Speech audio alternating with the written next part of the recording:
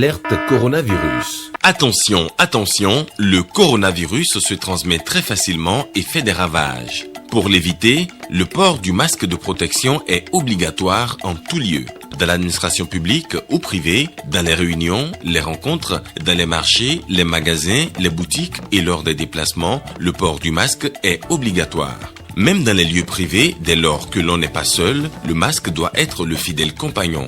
Mais attention, le port de masque de protection ne dispense nullement d'appliquer les autres mesures de prévention, notamment le lavage des mains à l'eau et au savon et l'observance de la distance de sécurité sanitaire d'au moins 1 mètre entre personnes. Enfin, s'abstenir de porter des gants en vue du lavage régulier des mains à l'eau et au savon ou de l'application de gel hydroalcoolique.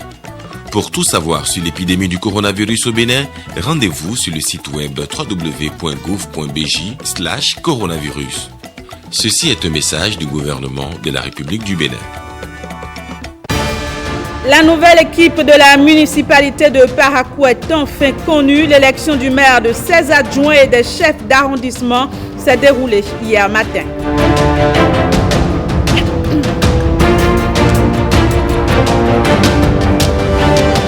Atelier de formation des membres des commissions permanentes et des cadres de la mairie d'Abomey-Calavi.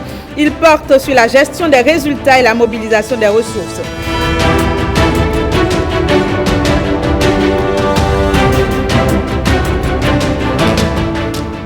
Et puis, toujours dans ce 13h, nous parlerons du projet SICA. Il a été élaboré afin de faciliter l'exploitation du sable fluvial dans la commune de Ouinri.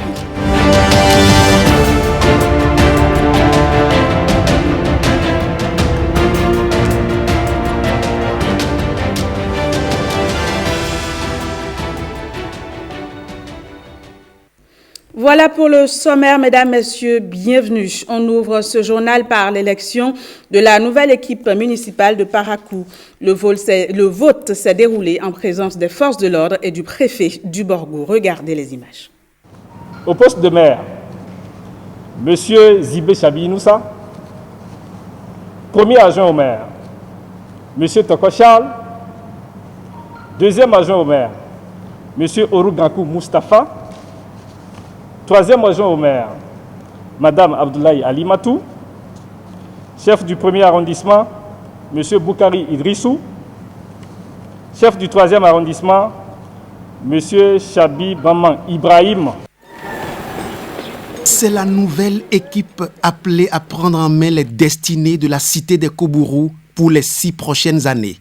Le préfet du département du Borgou présente aux nouveaux membres de l'exécutif leur cahier de charge. Vous avez donc la noble et exaltante mission de conduire les destinées de la municipalité de Parakou pendant 6 ans. Chers conseillers municipaux, mesdames et messieurs, en ces moments où tous les regards sont tournés vers la cité des Kobourou, je voudrais en appeler à votre sens aigu de responsabilité, de concession et à votre foi, au fin de prendre la mesure de l'enjeu qui nous réunit ce jour. Le nouveau maire élu prend toute la mesure de ses responsabilités et rassure. C'est vrai que c'est une charge, mais avec la collaboration de tout un chacun et avec la participation active de la population elle-même et son soutien, je crois que nous allons aboutir au bon port. Car ce qui compte, c'est le développement de la ville de Parakou. Je demande alors aux Parakois d'être calmes, de nous aider à réussir notre mission pour que nous puissions aussi apporter notre pierre à l'édifice qu'est la commune de Parakou. Parakou a besoin de ses filles et fils pour occuper fièrement son rang de 3e ville du Bénin à statut particulier. Le nouveau conseil municipal entend miser donc sur une gouvernance inclusive. La présence de l'élu FCBE Alimatou Abdoulaye répond à cette ambition. Avec la réélection du conseil municipal, Parakou d'abord, devise partagée d'un bout à l'autre de la cité, prend désormais tout son sens. Espoir Patrice Talon 2021, il s'agit d'un nouveau mouvement politique. Il a lancé ses activités ce jeudi. Les membres de ce mouvement ont émis le souhait de voir le chef de l'État tenter de briguer un second mandat. Marcel Arrossi. Notre mouvement est appelé à jouer un rôle primordial. Laisser Patrice Talon partir après son mandat en cours serait une erreur, disent-ils. Ce réseau n'a qu'un espoir pour 2021. Patrice Talon et rien d'autre. C'est vrai, il y a des mouvements qui naissent pour susciter la réélection du chef de l'État, notre cher papa national. Mais nous voudrions dire, contrairement aux autres, nous voudrions dire à notre leader politique que nous sommes prêts. Nous l'étions depuis, nous le sommes et nous le serons. Nous sommes prêts à continuer l'œuvre magnifique, extraordinaire qu'il est en train d'accomplir.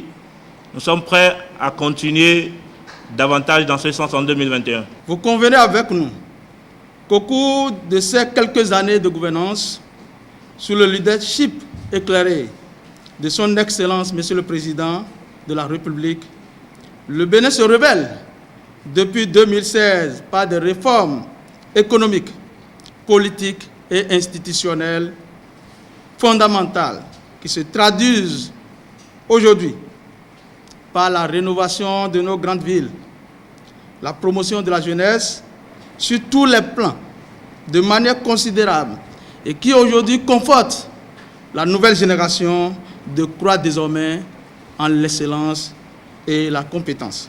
EPT, Espoir, Patrice Talon 2021.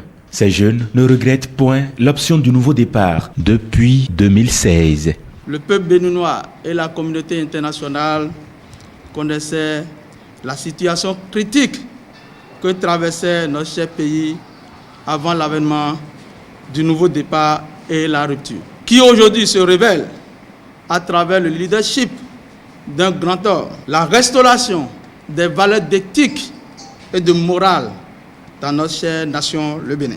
La lutte sans merci contre la corruption, le détournement des deniers publics, la liste est tellement longue qu'on ne saurait rester de défendre la continuité d'une telle action qui présage un véritable héritage pour nous et les générations à venir.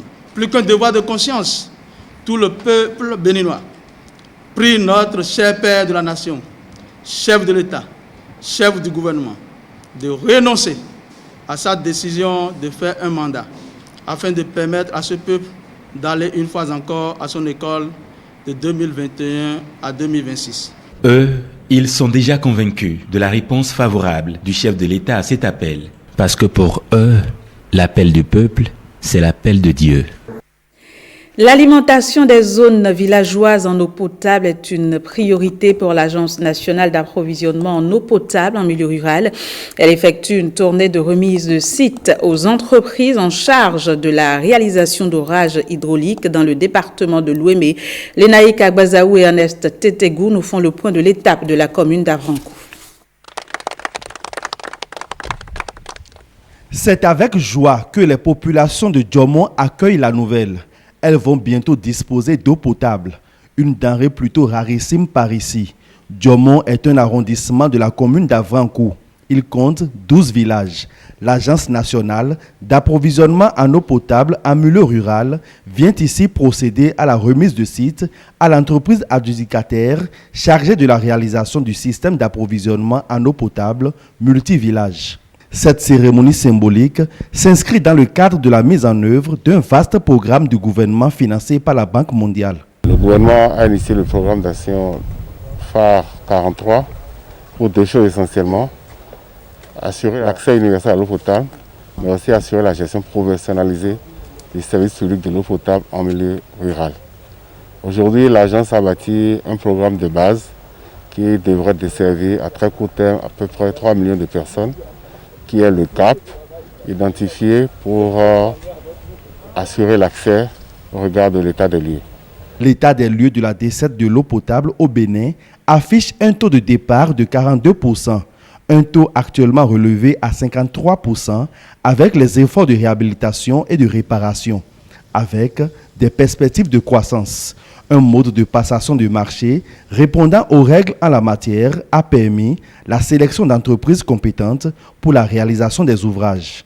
Aussi, la gestion des infrastructures sera-t-elle professionnalisée avec des opérateurs régionaux dont le processus de recrutement est en cours? C'est un appel d'offres international qui a été lancé et qui a respecté les règles et les directives de la Banque mondiale en la matière, avec des avis de non-adhésion sur tout le processus. Et aujourd'hui, nous avons des entreprises qualifiées qui ont fait leurs preuves, tant au Bénin que dans d'autres pays en Afrique, qui sont à pied d'œuvre et qui ont donné des services, des ouvrages de qualité pour la desserte. Pour assurer la durabilité de l'action et éviter les pannes récurrentes non réglées, le gouvernement a fait l'option de choisir des opérateurs privés pour lesquels nous avons découpé le pays en 3 territoires, en 3 périmètres, ce que nous qualifions de périmètre d'affermage. Et donc un opérateur aura un périmètre d'affermage. Nous en avons 3 qui couvrent les 11 départements. À l'exception du littoral, qui est un département urbain, plus de 600 gros systèmes d'approvisionnement sont appelés à voir le jour. L'infrastructure hydraulique à ériger à Djomon est dotée d'un château d'eau d'une capacité de 500 mètres cubes. Son coût est estimé à près d'1,5 milliard de francs CFA. J'ai pris la population de faire un grand banc de remerciements à son Excellence, le Président de la République.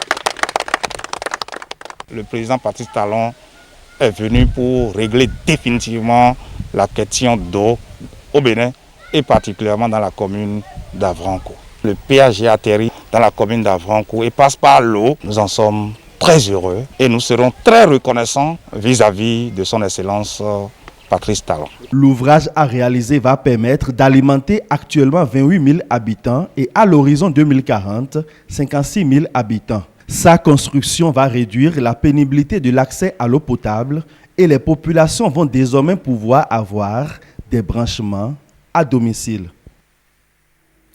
Je l'annonçais en début d'édition, l'exploitation du sable fluvial dans la commune de Ouenri sera désormais moins contraignante. La commune a bénéficié du soutien du programme d'appui au développement territorial qui a conduit à l'élaboration du projet SICA. Jean-Claude James Wenceslas à Ouenimont. Une piste totalement impraticable. Un pan des difficultés liées à l'exploitation du sable fluvial ici à Ouenri. Ce spectacle sera dans peu de temps un simple souvenir grâce au projet SICA, l'or en français. Il vise de façon globale à promouvoir un développement territorial durable et équilibré, reposant sur une gouvernance locale concertée, inclusive, promouvant l'égalité du genre et veillant à favoriser l'émergence d'une dynamique territoriale innovante. De façon concrète, ce projet d'un montant de 124 516 230 francs CFA consiste en l'aménagement de la piste Roli à Iweji à Hogo et des aires de stockage pour l'exploitation du sable fluvial. Bras financier, le 11e Fonds européen de développement à travers le PADT, Programme d'appui au développement territorial. Le programme d'appui au développement territorial a trouvé dans le projet soumis un potentiel de promotion de l'économie locale.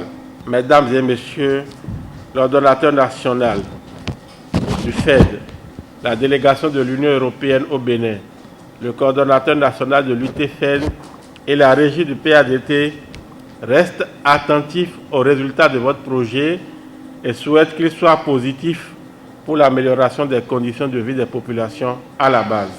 Nous devons vendre Ouenri par rapport à une identité.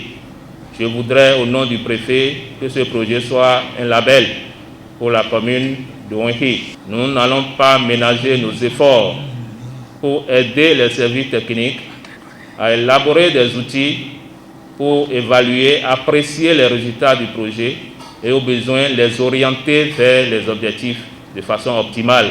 Le projet SICA démarre en novembre et va durer 24 mois. Sa bonne exécution pourrait attirer d'autres partenaires vers la commune de Ouenri. Le maire de la commune d'Abomey-Calavi a lancé ce jeudi un atelier de formation des membres des commissions permanentes et des cadres de la mairie. Ils sont désormais mieux outillés en matière de gestion des résultats et de mobilisation des ressources. Osenia Deliki. Améliorer les capacités techniques, opérationnelles et décisionnelles des dirigeants et cadres de la mairie d'Abomey-Calavi en matière de gestion axée sur les résultats et de mobilisation des ressources. C'est l'objectif de cet atelier. La nouvelle équipe dirigeante de la commune que nous constituons prend des initiatives et nourrit de grandes ambitions stratégiques pour le développement de la commune à travers des chantiers prioritaires axés sur les dynamiques urbaines, de l'environnement et le développement économique et social touchant toutes les contrées de la commune. Pour relever efficacement ces défis, nous avons prévu la présente formation au profit des cadres, des présidents et rapporteurs des commissions permanentes nouvellement élus pour une bonne gouvernance de notre commune. Cette formation, initiée par le maire Angelo Awanjinou, soucieux du développement de cette commune, intervient juste après l'installation des commissions permanentes devant porter les orientations stratégiques pour une meilleure gouvernance. À la fin de la formation, les participants seront capables de maîtriser les notions de base de la gestion axée sur les résultats de développement, de savoir présenter un cadre logique, d'exploiter la gare pour plus d'efficacité au service du développement de la commune. L'initiative de l'autorité communale vient à point nommé selon les participants. Elle est très louable. Cela témoigne simplement de la maîtrise par le maire des axes essentiels sur lesquels il faut agir si on doit attendre des résultats des différents acteurs qui ont aujourd'hui la charge de la gestion de notre commune. D'abord, il faut commencer par remercier le maire pour l'initiative parce que nous sommes appelés à gérer, mais il faut avoir les outils nécessaires avant de pouvoir s'engager. Cette formation va permettre aux participants d'avoir les rudiments nécessaires pour la concrétisation des initiatives de développement communal. Elle va durer 4 jours. La présidente de l'Union des professionnels des médias était ce jeudi au cabinet du président de la HAC. Cette rencontre fait suite à la décision de suspension des médias en ligne par l'institution de régulation. Zakiat Latondi, présidente de l'UPMB, nous fait un point des échanges qu'elle a eus avec le président de la HAC. Le processus de régularisation de ces médias en ligne, de délivrance d'autorisation à ces médias en ligne là, a été lancé depuis 2018. Mais depuis, nous n'avons eu aucune suite par rapport à ce processus-là. À la surprise générale, il y a eu cette décision-là. Et c'était important pour nous, en tant que fertières, de chercher à mieux comprendre. Et nous avons fait comprendre au président de la HAC également que nous ne sommes pas contre la régulation. Nous ne sommes pas contre une meilleure organisation dans le secteur des médias en ligne. Mais il faut que tout ça se passe vraiment dans les règles de l'art. Parce que vous n'êtes pas sans savoir qu'aujourd'hui, le Bénin est dans une dynamique de digitalisation. Et le monde évolue tellement qu'on ne peut pas laisser de côté tout ce qui se passe avec le numérique aujourd'hui. On est bien obligé de compter avec le numérique.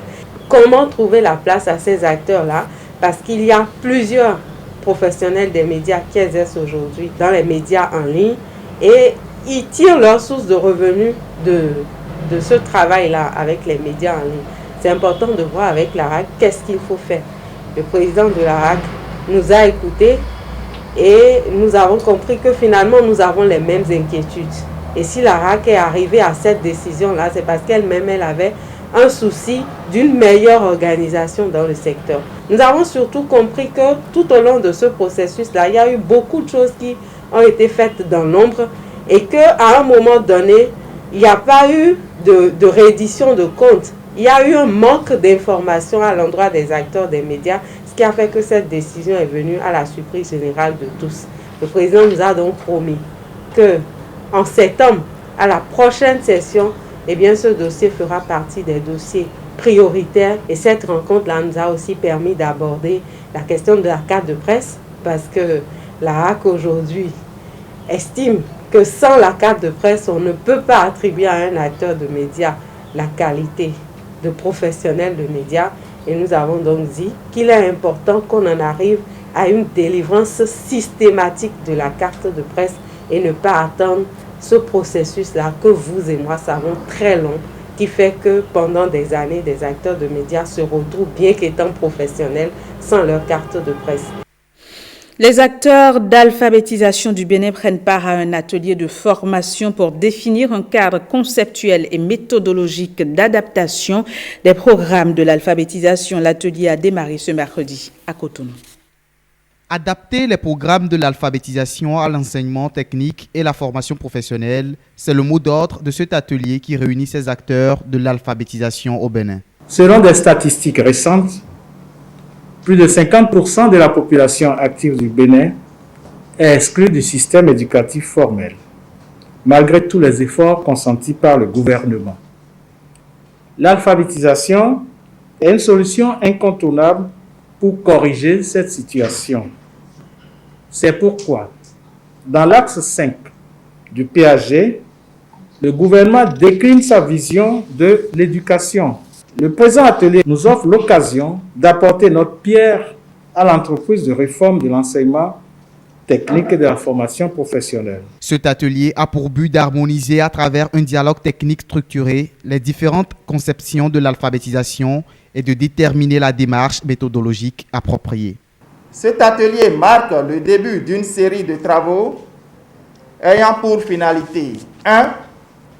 L'adaptation des programmes d'alphabétisation à l'enseignement et la formation technique et professionnelle.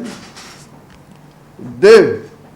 L'élaboration de 12 modules de formation et de renforcement de capacités en création de contenus pédagogiques numériques dans 12 langues nationales. 3. La formation de 60 facilitateurs à la création des contenus pédagogiques multimédia. Au terme des 72 heures de cet atelier, les conclusions permettront de poursuivre les travaux de la mise en œuvre du plan d'urgence pour contribuer à l'émergence du système éducatif béninois. Une note sportive dans cette édition, le Bénin abrite les championnats du monde de pétanque 2022. La Fédération béninoise de pétanque, l'une des parties concernées par l'organisation de ces Jeux, s'active pour la réussite de l'événement. William Bassabi pour les détails. Grand bénéficiaire de la tenue des championnats du monde de pétanque de 2022 à Cotonou, la Fédération béninoise de la discipline est résolue à mettre le pied à l'étrier pour réussir l'organisation de cette compétition internationale. 72 heures après la cérémonie officielle de présentation de la mascotte, le secrétaire général livre la démarche à suivre.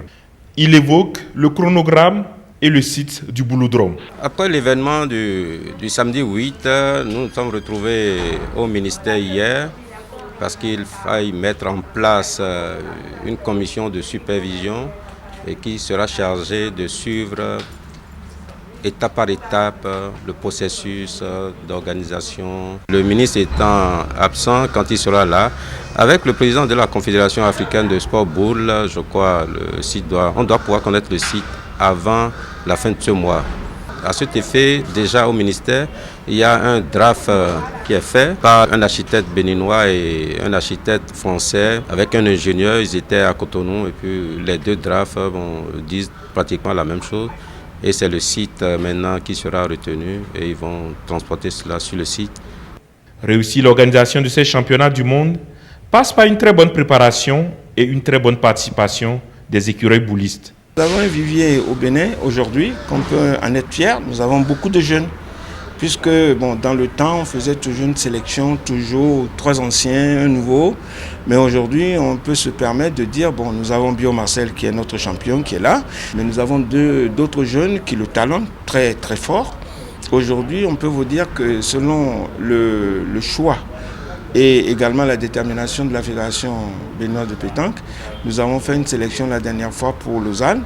Donc nous avons retenu 8 jeunes, dont 4 que nous avons choisis comme titulaires, mais sachant que les 4 autres qui sont là peuvent toujours talonner, parce que vous savez, si l'État béninois a investi ou veut investir pour cet événement grandiose, je vais dire un joyau, c'est pas donné à tout pays de pouvoir prendre les championnats du monde.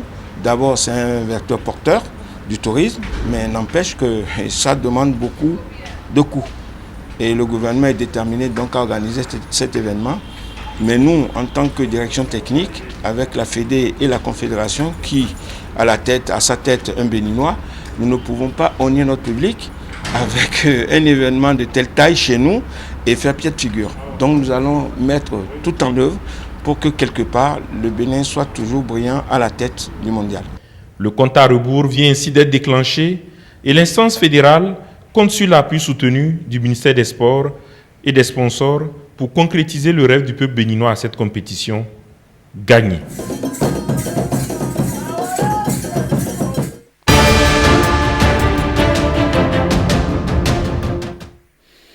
Faisons à présent un point de l'actualité internationale avec Axel Doncy. Nous emmènera respectivement en Côte d'Ivoire et au Liban. On regarde. En Côte d'Ivoire, une cinquantaine de manifestants bloquent une rue dans la capitale ivoirienne, Abidjan. Et pour cause, ils dénoncent la décision du président Alassane Ouattara de briguer un troisième mandat à l'élection d'octobre prochain. Cette sortie des manifestants a été réprimandée par la police à coups de gaz lacrymogène. Nous nous manifestons pour le départ du président Ouattara et nous ne voulons pas accepter un troisième mandat. Cette annonce du chef de l'État ivoirien a déclenché une vague de réactions de l'opposition et de la société civile. Nouvelle vague de démission au Liban. Après le gouvernement, c'est au tour de plusieurs députés de se retirer de la scène politique. Ils protestent contre l'incurie du pouvoir illustrée par l'explosion du port de Beyrouth le 4 août dernier. Catastrophe de trop pour les Libanais. Le pays était déjà éreinté par une crise économique. La population est en colère et réclame le départ du président Michel Aoun, 85 ans, et le chef du Parlement, Nabir Berri. En Indonésie, le volcan du mont Sinabung est à nouveau entré en éruption ce jeudi avec une série d'explosions. Il s'agit de la 8e éruption en moins d'une semaine sur l'île de Sumatra. Ni victimes ni dégâts majeurs à signaler. Les autorités ont émis une alerte pour les avions circulant près de la zone. La possibilité d'autres éruptions existe et les compagnies aériennes se voient demander d'être en alerte, a expliqué Raditya Jati, porte-parole chargé des catastrophes naturelles. Voilà, ce sera tout pour ce journal. Vous pouvez le revoir sur notre site web www.ortb.bj. Merci de nous avoir reçus chez vous. Au revoir et à très bientôt.